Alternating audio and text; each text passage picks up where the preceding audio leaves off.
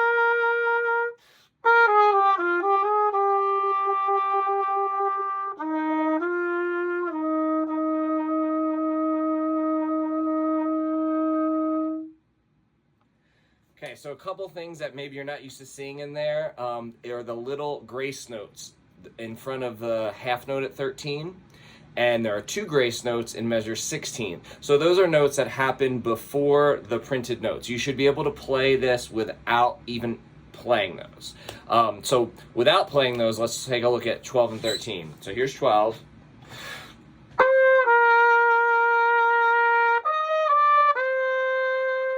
So that's what it would sound like if I left that little note out. If I put that little note in,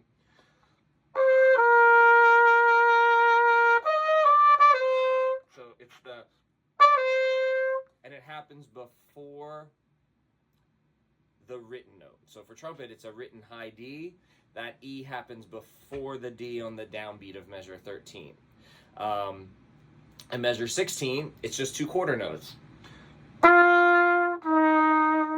But you have 2 grace notes before the second one, so it sounds like this.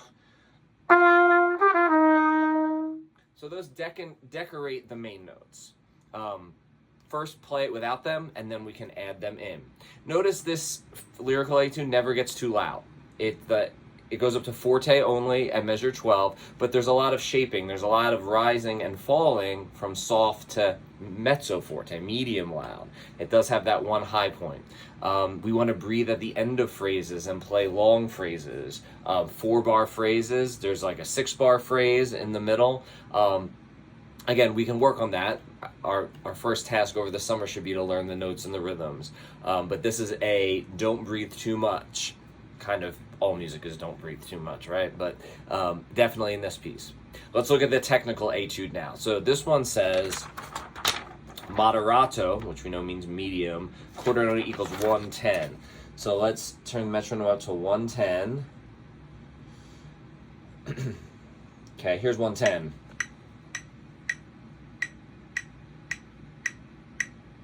Okay. There is no pickup note. It starts right on beat 1, and you hear this rhythm a lot. I'm going to demo the first 3 notes. So here I go. 1, 2, 3, 4. Okay, that 1 and. Maybe in elementary school you might have said cinco pa. But that rhythm, the 8th quarter, 8th rhythm happens throughout this whole thing. It's the motif for the whole etude. So let me just play the first 2 measures and stop. Here we go. 1, 2, here I go. Now, if you play it at home and the first thing you come out with is this, boom, that didn't sound the same as when I just played it the first time. It's because you would have forgotten that the second to last note of the first measure is an F sharp for trumpets, or an E natural for flutes, or a C sharp for alto saxophones. So let's go on and play it now. Now, is this one loud or soft? Well, it starts off mezzo forte, as you can see. It drops down to piano. Then it jumps back up to mezzo forte. So if you notice, we have these terrace dynamics where it's one dynamic and then suddenly another dynamic, or suddenly another dynamic. Not as many crescendos and decrescendos. So here comes a full playthrough of it. Here we go. Let's check our tempo again. I'm going to count myself in, and I'm at measure 1. And 1, 2, 3, 4.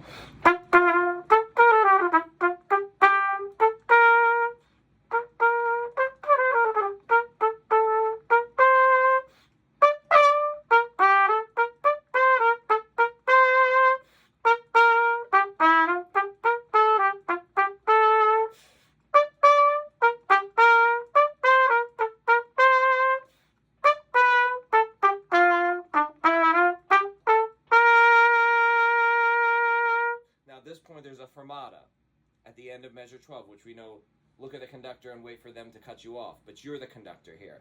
So you're going to hold that half note for at least double, maybe 4 beats, and there's a retardando going into it, so we have to practice slowing down. So I'll start at measure 11.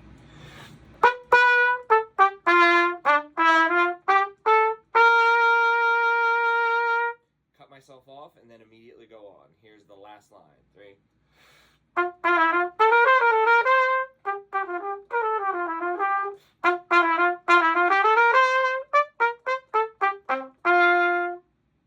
So the last line is definitely the most technical. It has a lot of 16th notes. You're going to practice tapping your foot at about this tempo, okay?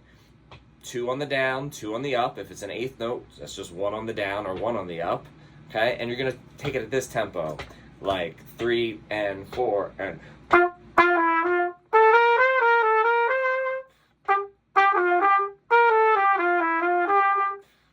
Maybe that's too fast. 3 and 4 and... And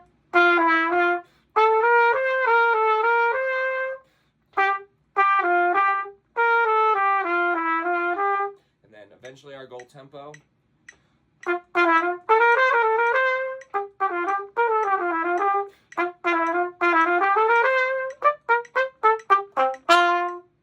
So you have to have right notes before you try to play it that fast. If you play it that fast with the wrong notes, you're just going to be getting mistakes practiced. You're going to be internalizing playing it wrong with stops and starts. Don't worry about that. If you have to go, that's great. Just do that steadily and be able to get through it. So I hope that gives you some reference to start practicing these. Now, where are you going to find this music? I'm going to have this music as a PDF in the attachments tab of Band App. So you should all be on Band App right now. If you're not, boy, I wish I had the QR code to hold up to the screen. Wait, maybe I do. Let's see if we can be this technologically advanced. And this will work. Let's see. I don't know if this will work. If you can scan a QR code through a YouTube video, but that's the QR code. If you need the link, just email me, james.capes@hpisd.net. This music will be in PDF form at the bottom of the Band app where there's the attachments page. You can also stop in at school a day that I'm here and pick up a paper copy. Okay, so get practicing on this now. This will be harder than your band music. So it's going to take more time. This audition is after Thanksgiving. The kids that get in and have a fantastic experience doing this, start practicing this music over the summer, not in October, okay? If you wait that long, the people who started now are going to be far beyond where you are with mastery of it, and you want to have a high mastery of it to help your chances to win a seat in the bands. So I hope everyone's doing well, and I'll get this uploaded to Band App in a few minutes. All right, see you guys soon.